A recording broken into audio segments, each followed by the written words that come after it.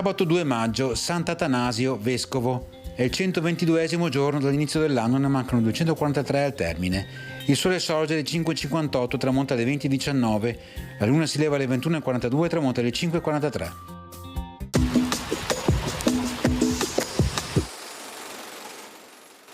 Nelle città di Padova, Verona e Vicenza, ormai occupate dalle truppe francesi, viene affisso un bando con il quale si aboliscono tutti i titoli nobiliari e si decreta di togliere o scalpellare da case e palazzi gli stemmi ed ogni altra insegna gentilizia.